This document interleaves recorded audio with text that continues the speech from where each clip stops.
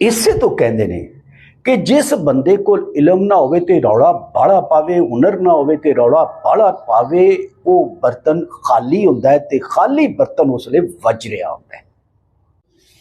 ਦੋਸਤੋ ਹੁਣ ਚੱਲਨੇ ਆਪਣੇ ਵਲਾਗ ਗੱਲ ਵੀ ਖਾਲੀ ਭਾਂਡਾ ਕਿਉਂ ਵੱਜਦਾ ਹੈ। ਪਰ ਉਸ ਤੋਂ ਪਹਿਲੇ ਅਗਰ ਤੁਸੀਂ ਇਸ ਤਰ੍ਹਾਂ ਦੀਆਂ ਹੀ ਦਿਲਚਸਪ ਤੇ ਮਾਲੂਮਾਤੀ ਵੀਡੀਓਜ਼ ਦੇਖਣਾ ਚਾਹੁੰਦੇ ਹੋ ਤੇ ਸਾਡੇ ਚੈਨਲ ਵਲਾਗਸ ਆਫ ਵੜੈਚ ਨੂੰ ਸਬਸਕ੍ਰਾइब कर लो। अस्सलाम वालेकुम दोस्तों, सुनाओ की हाल है तुहाडा? ठीक हो, खुश हो, राजी हो? अल्लाह ताला दे हजूर दुआ है कि अल्लाह पाक तुहानू सलामत रखे ते अपने हिफ्ज़ो ईमान च रखे, आमीन। दोस्तों तुसां एक पंजाबी दी कहावत ते आम सुनी होनी है कि खाली बर्तन जिहड़ा है वो ज़्यादा वजदा है। मतलब इहदा की होया? मतलब ये होया कि जिहड़ा बर्तन चाहे वो प्लास्टिक दा है, चाहे वो लोहे दा है, चाहे वो मिट्टी दा है, अंदरों खाली है, वो जिस वे हलदा है तो उस वे ज़्यादा आवाज़ देता है। दोस्तों ये कहावत कोई अज दी नहीं या कोई चंद साल पुरानी नहीं, बल्कि ये सदियां इंसानी समाजी रवैये जिहड़े ने उन्हां दा ये नतीजा है, उन्हां दी ये निचोड़ है।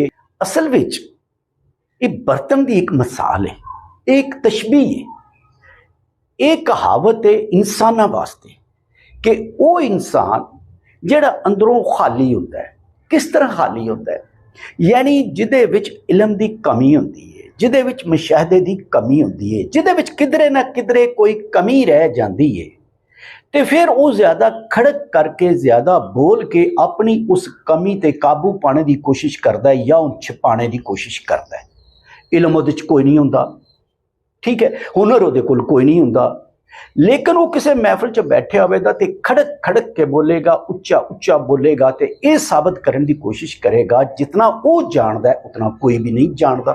जबकि उहदे बरक्स उत्थे ही महफिल दे विच कोई अगर साहिबे इलम बैठे होएगा, कोई बुजुर्ग बैठा होएगा, कोई तजर्बे वाला बंदा बैठे होएगा, तो वो बहुत घट बोलेगा, तो जिहड़ी गल करेगा उहदी गल विच वजन होएगा, वो ऐदलियां उदलियां गल्लां नहीं करेगा। ते इसे तो कहते हैं कि जिस बंदे को इलम ना होवे ते रौला बाहला पावे, हुनर ना होवे ते रौला बाहला पावे, वो बर्तन खाली हुंदा है ते खाली बर्तन उस वे वज रहा होंदा है। समझ आई ना गल दी? जिहड़ा भरिया बर्तन हुंदा है, जिहड़ा इलम वाला बंदा हुंदा है, जिहड़ा तजर्बे वाला बंदा हुंदा है, वो घट तो घट लफ्ज़ां विच ज़्यादा तो ज़्यादा मुद्दा बयान कर देता है।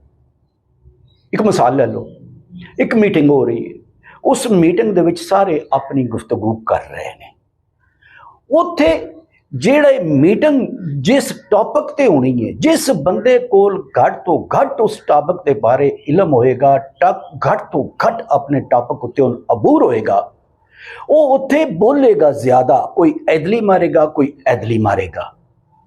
मगर जब उहदे कोलों उस टॉपिक का हल पूछा जाएगा, उस मसले का हल पूछा जाएगा, हासले बहस पूछी जाएगी, तो वो उसका जवाब नहीं दे सकेगा। तो इस तो कहते हैं कि किसी इहो जी मीटिंग विचों एक नुक्कर ते बुजुर्ग बैठे सन, तो उन्हें कह दिता, जिस वक्त इहो जा मसला बनया तो उन्हें कह दिता कि खाली भांडा ज्यादा आवाज देता है। एनी हो सानू इहदे तो की सबक मिलता है? सानू इहदे तो यह सबक मिलता है कि सानू बोलण तो पहले सोचना चाहिए है, इलम हासिल करना चाहिए है, तजर्बा लेना चाहिए है, अल्फाज का मुनासिब चुनाव करना चाहिए है, तो फिर बोलना चाहिए। जे असी बगैर सोचे समझिया, बगैर इलम हासिल किया, बगैर तजर्बा लिया किसी टॉपिक ते इंजे बोलन लग पावांगे, तो फिर वो इस तरह ही होएगा जिस तरह खाली बर्तन वजदा है। और खाली बर्तन वजदा रहे तो उसकी अहमियत कोई नहीं होती, उसदे अलों वेखदा कोई नहीं, उसकी गल नूं वैल्यू कोई नहीं देता। ये हुण दोस्तों अज तुसां मैनूं दसना है कि सानू खाली भांडा बनना चाहिए या सानू एक ऐसा भांडा बनना चाहिए जिहड़ा इलम नाल भरिया होवे और उहदे बाहर दुनिया की नज़र च वकार होवे, ते उहदा एक एक लफ्ज़ जिहड़ा है वो अहमियत रखदा होवे ते वजन रखदा होवे। यकीनी तौर पर तुहानूं पता लग गया होना है कि खाली भांडा की हुंदा है ते खाली भांडा क्यों वजदा है।